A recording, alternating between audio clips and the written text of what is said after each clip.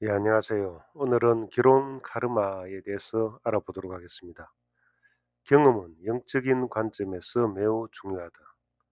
태초의 절대 존재, 소위 말하는 하느님 혹은 신, 절대자가 무한에 가까운 개별화된 영혼으로 분화하여 윤회의 여행을 시작한 이유가 경험이다. 절대 존재의 상상 속에만 머물러 있던 전지전능함을 구체적으로 경험하고 싶었다. 절대 존재는 생생한 경험을 위해 창조와 진화를 거듭하여 결국 형상을 가진 생명체의 생각과 감정이라는 변화무쌍한 도구를 장착하였다. 그 대표적인 생명체가 인간이다. 그래서 인간에게 생각과 감정은 매우 중요하며 이를 제거하면 자극에만 반응하는 로봇과 다름이 없다. 이것이 인간의 신성을 내포하고 있다는 강력한 증거이다. 그러면 인간사에서 어떤 일이 가장 극적인 경험일까? 사람에게 생각과 감정의 변화를 일으키는 강렬한 경험은 무엇일까? 다양한 사건과 상황이 있겠지만 결혼은 무엇보다 강렬한 경험의 장이다. 그래서 결혼을 일생의 중개사라고 한다. 에드가 케이시도 리딩에서 결혼과 외로움, 이혼 등에 대한 카르마를 언급하고 있다. 부부는 여러 가지 경위로 전생에서 서로 관계를 맺었던 사람들이라 리딩에서 지적하고 있다.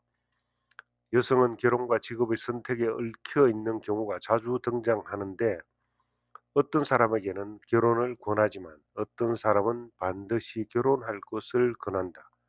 또한 직업이 첫째이고 결혼은 둘째라는 사람도 있지만 직업과 결혼을 병행하라는 사람도 등장한다.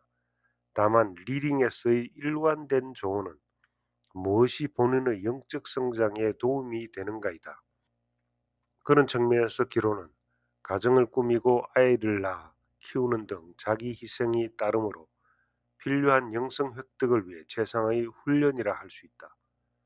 윤회론의 가장 큰 특징이 자유의지를 중요시한다는 점이다.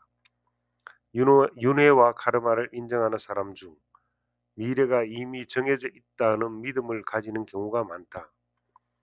티나 성나라 박사에 의하면 인간은 끈에 묶여 있는 개와 같은 의지의 자유를 지니고 있다고 한다. 개는 끈의 길이만큼의 반경 안에서만 완전한 의지의 자유를 가지고 있다. 인간을 묶은 끈의 길이를 결정하는 것이 카르마이다. 결혼의 인연은 카르마에서 비롯되고 결혼 상대는 잊어버린 옛날의 가까운 친지이며 서로 카르마의 부채를 갚기 위해 다시 만나게 된다. 또 결혼은 현생이라는 무대에서 특정 상대 역과 주연으로 공연을 할 것을 결심하는 것이며 무대 배경은 같이 하였던 전생의 상황들이다. 다만 앞으로 진행될 줄거리는 두 사람의 자유의지에 의하여 바꿀 수 있다. 즉 무대는 주어져 있지만 각본의 세부 사항은 미확정의 상태라 할 수 있다. 또한 그 상대 역도 확정된 것이 아니며 본인의 의지로 선택할 수 있다. 중요한 점은 선택의 권리와 책임은 완전히 당사자에게 있다는 점이다. 리딩에는 다양한 결혼과 이혼, 불륜의 사례가 나온다. 대표적인 예로 너무나 아름다운 여인이 성공한 성불구자인 사업가와 결혼을 한 케이스다. 리딩을 받을 당시 18년간의 결혼 생활을 이어왔는데 결혼 초기에는 절망감에 괴로워했지만 지금도 남편을 사랑하고 있으며 이혼보다는 육체적 욕구를 견디면서 명상 등으로 극복하고 있다고 진술하고 있다. 리딩에 의하면 전생의 잘못이 얼마나 처절하게 카르마로 나타나는지 알 수 있다.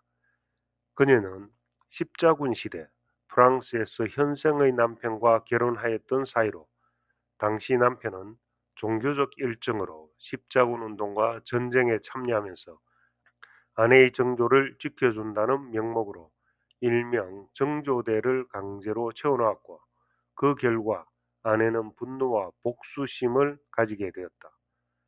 결국 현생에서 남편은 성불구자로 너무나 아름다운 아내와 결혼했지만 부부관계를 할 수 없게 되는 카르마를 받게 되었으며, 부인은 그때 분노와 보복심이 작용하여 현생에서 다시 부부의 연을 맺게 되었다.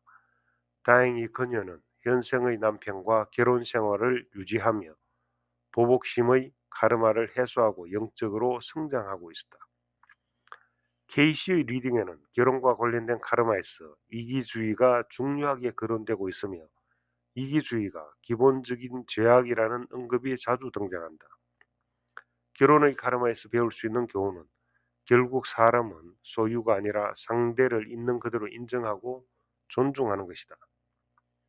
우주에는 균형의 법칙이 끊임없이 작용하고 있으므로 아무리 이기주의에 빠지더라도 그것을 바로잡는데 결혼보다 더 좋은 수령 과정이 없다라고 서미나르 박사는 언급하고 있다. 결국 중용과 균형은 현생뿐만 아니라 윤회에서도 매우 중요한 지혜라고 생각합니다. 오늘은 결혼의 카르마에 대해서 이상 말씀드리겠습니다. 감사합니다.